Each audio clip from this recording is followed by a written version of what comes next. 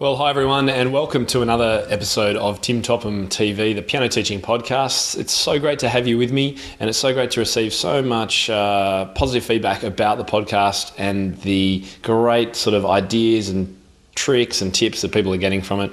It really means a lot, and it's fantastic as I've been reading the iTunes reviews as well. So please keep them coming. If you could spare just a couple of minutes is all it takes to head to timtopham.com/iTunes, and all the instructions are there step by step to guide you in how to leave a review on iTunes. It would be so great if you could do that, because it does help with rankings and getting my show better known. So thanks again for all your support. I do understand that there's a lot of different podcasts you could be listening to, and there's not a lot of time in your days to do it. So I really value the fact that you are listening to mine. Today we're talking about motivation, and it's a solo episode, so I'm not interviewing anyone today. It's just me you've got to put up with for the next little while, but it won't be quite as long as some of our other episodes. As usual, I'll put some show notes at timtopham.com/episode 15, and you'll be able to get any links of things that I mentioned today there. So I'd actually want to talk about motivation because I was listening to a podcast. It was actually a podcast for sales and marketing, so a kind of entrepreneurial podcast, and I like listening to those. One of the things they were talking about in there got me thinking about piano teaching and our motivation to change our methods and to seek new ideas. And what this podcast talked about was it was kind of a parable almost, but the concept was a potential person who wanted to learn about sales was asked by his or her mentor that to go out into the street and sell 10 apples for £2. It was an English show, £2 each to as many strangers as you can sort of find in the street. And most of the people who responded to this were like, "Oh no, I don't think I could do that. I'm a bit of an introvert. I'm too shy. I can't do that sort of thing. All too hard." And so the mentor then changed the construct a little bit and said, "Okay, well now what about if your child is sick and needs, let's say, a new kidney or two or whatever it is? How might that change your motivation to go out and sell those 10 apples if you knew that selling 10 apples for £2 each to random strangers in the street would save your child's life?" And of course, the response is simple. You would do anything, wouldn't you? You would sell 200 of them if you had to. Nothing kind of matters anymore apart from doing what you have to and getting motivated to save your child's life.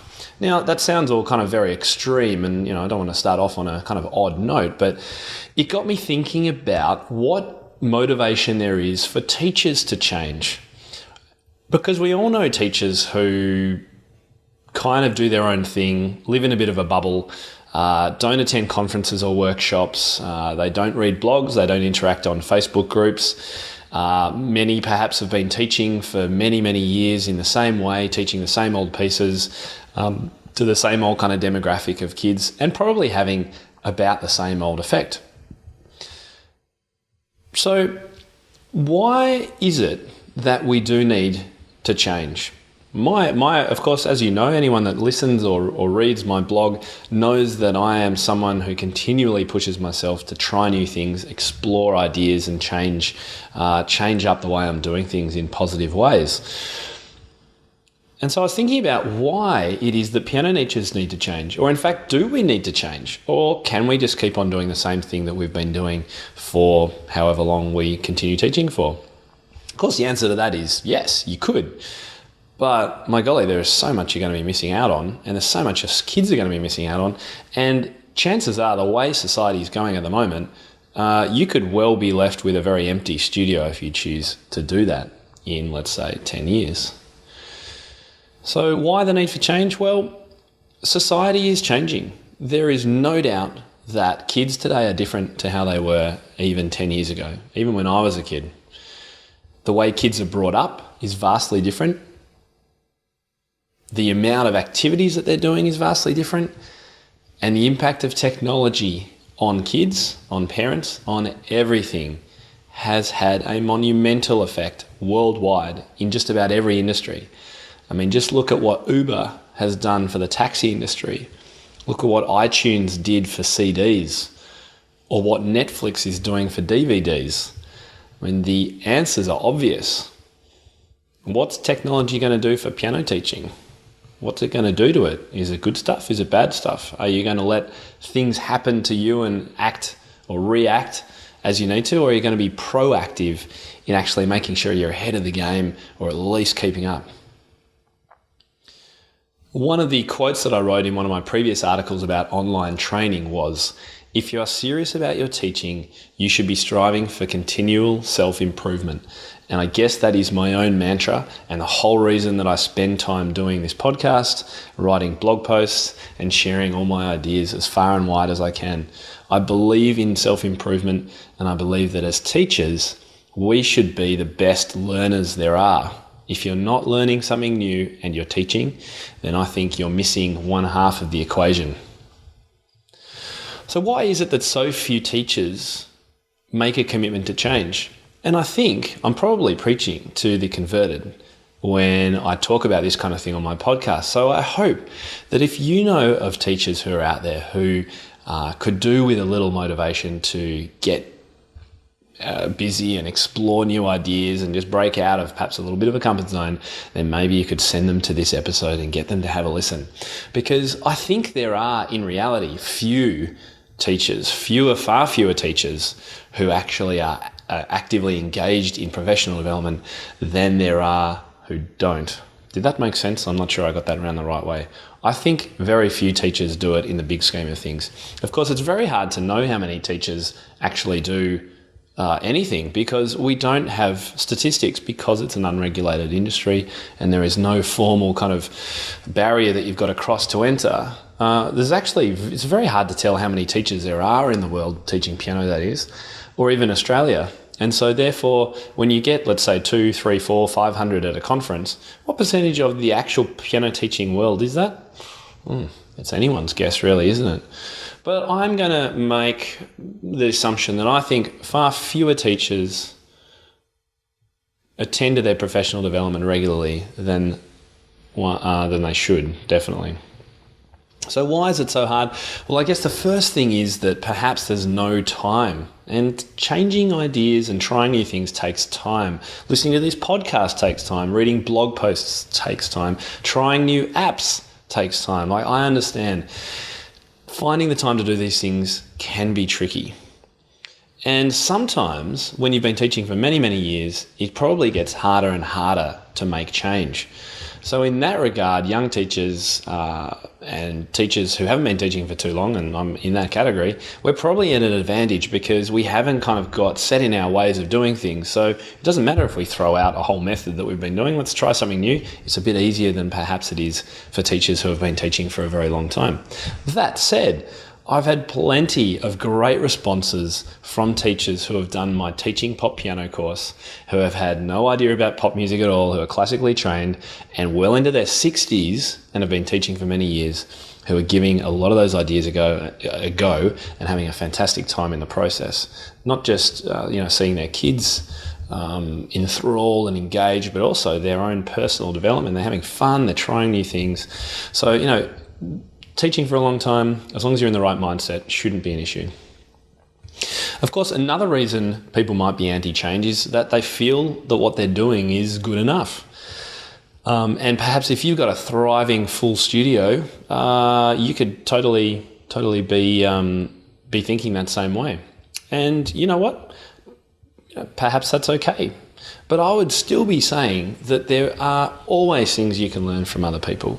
And that's why I'd be saying get to some of these online training events or get to conferences, because if you can't learn something new yourself because you've got the amazing busiest studio and you know everything, then you can start sharing some of your own ideas. And I think that is the thing I've got the most out of by running my blog and this podcast, is just getting my ideas out there. You get given so much support back. So I encourage everyone to do that. Maybe people are in their comfort zone. And I think that's a very easy place to get into. you've been teaching for a while. Perhaps you've got a spouse who brings in, a good income. So if you lose a few students, it's not too much of a problem. It might just be a hobby for you. And in that way, it's quite comfortable just doing a few things on the side. So I can understand that, people might be in their comfort zone. And another reason might be that you only teach highly advanced students. And I know there's plenty of teachers, particularly at university and conservatory level, who have a Steinway and that's it in their studio. They teach with the piano and they teach with the music and they teach classically, and that's all they do.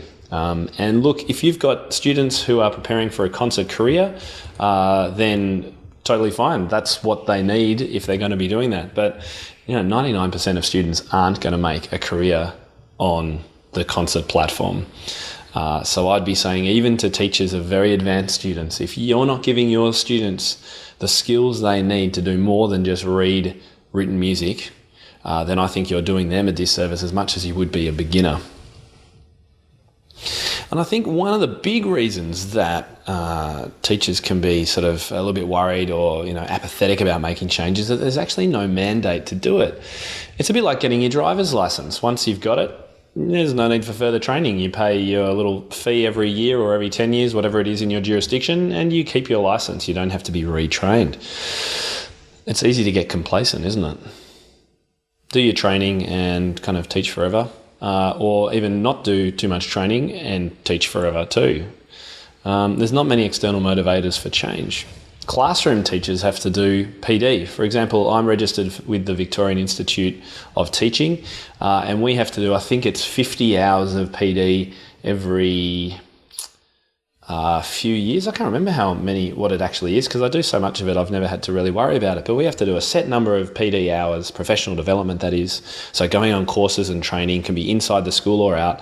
We have to do a set amount of that every single year in order to stay registered. Think about pilots. Pilots have to go through strict, serious flight simulator training every however often. I'm not even sure what it is, but I'm sure it'll be pretty regular. And doctors, imagine if doctors who were trained 30 years ago never kept up with current research. They'd be still mistreating lots of diseases. They wouldn't know about half the drugs on the market. And in actual fact, I've got a friend at the moment who's in the early stages of pregnancy, and she went to her doctor asking for a particular test that she'd read about and heard about from other friends. It was quite well known apparently, and the doctor said, "What test? I've never heard of it." And it wasn't an obscure test by any means, and he had to go online and Google it and find out about it. And he kind of said, "Oh yeah, if you want to do that, we could do it." How much faith do you put in a GP who kind of treats your symptoms and things like that? I'd worry about that. And while we're not sort of facing life and death sort of situations in the piano teaching studio, hopefully, it's still you still want to keep current and know what's going on out there, know what is best for students. Is teaching Every Good Boy Deserves Fruit and FACE and all that stuff the best way in the 21st century to teach notation? I say 100% no, it's not. Now, and there's reasons for that, and maybe that could be a future podcast. There are many better ways of doing it, in my opinion. But how are teachers going to know that unless they listen to a podcast like this or do some research themselves? There is no way. So again, that's why I'd be really pushing for it. I think the whole, the doctor and the person coming in for a test and them not knowing about it is a little bit like the piano student who comes into a lesson wanting to play a particular piece or use a particular app, and the teacher going, "Oh, I've never heard of that. I don't know what it is. So let's, we'll just get back to the method book," sort of thing. I think it's, missing so much of an opportunity there to engage with students and try something new that's going to freshen up and liven the studio. And, you can have a laugh because you might do something wrong, and kids have a laugh and they're enjoying themselves. So, being confident with teaching techniques comes with a bit of practice and being open to make some mistakes. I talked about this actually in my teaching pop piano course, where one of the videos was all about, what do you do when a student comes in and says, "I want to play this," and it's, you've never seen it or heard it, and it's almost unreadable. What do you do? That's what one of my videos is on. If you're interested in that, we'll put a link in the show notes to my Piano Flicks teaching pop piano training. And the Curious Piano Teachers, if you haven't heard of these guys, in the UK, they have some fantastic blog articles out. They had a blog article just last week called "What is the legal minimum requirement for piano teachers' professional development?" And then in that, they were talking about Pilates teachers, because one of them does Pilates. Pilates teachers have to gain 100 points through attending courses. So some points are 30, some are 20, and it's an ongoing process that everyone's involved in. Sounds like a pretty good idea to me, I have to say. Now, Amanda Smith recently wrote a post on my blog called 5 Steps to Avoiding a Piano Teaching Rut. And she gave 5 great tips there about keeping fresh and interested, because we know that teaching in isolation can be draining. And that's why I think for some people, teaching in school-based environments or small music schools can actually be much more sort of fulfilling and motivating, because you're around other people doing the same thing. Having taught in a studio myself, I know that you're just there with the kids or with parents sometimes, and you can feel quite cut off, which is another reason, I guess, that I really push keeping on forums and websites and things to just keep connected with other people. When it comes to keeping current and trying new things, I personally don't know why people would not want to improve what they do. I mean, to think that you would start working in any industry and be comfortable just doing the work at the level at which you started it's very mediocre, obviously, but it sounds a bit depressing to me, really. I always want to try and try new things and push the boundaries of what I know. Just today, in fact, this week, I was really looking into a new app, which I'm going to blog about soon, which provides very, very funky backing tracks for scales, and the kids totally love this thing. I'm gonna share it all with you very soon. One of the other things it did is led into improvising, and we started improvising with some of the kids and working on the chord progressions of the actual backing tracks of this app, and it was really, really cool. So things like that, I've just had fun, and the kids, you just see them, they're playing this C major scale, which they've done a million times, to this funky backing track, and they've got this biggest smile on their face, and I'm grooving along with it too. So things like that, it can be so affirming for everyone, the kids and the teachers, when we try new things. So look, I love learning, and I hope all you guys do too. It's why I do this blog. It's why I read and write and record videos, and I've always got about 5 books on the go on my Kindle. I guess I've always had that kind of entrepreneurial and slight risk-taking spirit. I like kind of just jumping in and going, you know what, I don't care what happens here. I'm just going to try something new. It could end in a bit of an epic fail, as things do, but you know what, that's okay. And my students, I think, know now that they can kind of expect that they're going to be trying new things in my lessons. And that's kind of a cool way to be. And I guess I love reading and researching in all industries. I read and research a lot about how I run my blog and how I do videos and all that kind of stuff. And I want to get better at that too, as well as my teaching. So, it all adds up. I want to get better as a cyclist. I'm a road cyclist. I love going on long rides. I want to get better at doing that, so I can go and have a little bit of coaching on how my cadence works and how fast I should be pedaling and things like that. If you're a swimmer or you go to the gym, get a personal trainer, learn how to do things better and properly and more efficiently and that sort of thing. I think it's just so important in life. Going back to the Curious Piano Teachers, their blog post about professional development, I think it was Sally that was writing, gave 3 great reasons why professional development is important. And I'll leave a link to their show note, their blog post in the show notes. The 3 things that she said was, why should we do it? Well, 1, it refreshes us. 2, it restores us. And 3, it allows us to reflect. And I think those 3 words, refresh, restore, and reflect, are so important. And so it's not just all about learning a new thing and then trying it out on kids. It's actually about reflecting and thinking about how that went, and then thinking, can we improve it even further? So what motivates you, or are you struggling right now? Consider the story I told at the beginning. What would it take you to challenge yourself to get better if you don't do this regularly? And if you already try new things, how could you make it a more regular part of your week? Elisa Milne, one of my great friends from Sydney, talked about this in an article that I've linked to on my blog called The Blessing of Professional Development Tithing. And in this, I'll quote Elisa because she writes brilliantly here. If we as teachers are not engaging in our own learning and development, then we are not just stagnating, we are contributing to having our knowledge shrink and our fluency as professionals slow. Our fires burn lower as we fail to tend to our own need to learn, and our teaching suffers as we have less and less experience outside our own four walls upon which to draw. Hear, Elisa, and I hope lots more people now, since you wrote that article originally, have been taking on board your idea. And that is the idea of making professional development a regular part of your week, or at least your month, in time. So think about, if you're in a highly competitive area and you were losing a student per week to another teacher who opened up next door and was perhaps a little bit more current and tech savvy and stuff, would that give you a bit more motivation?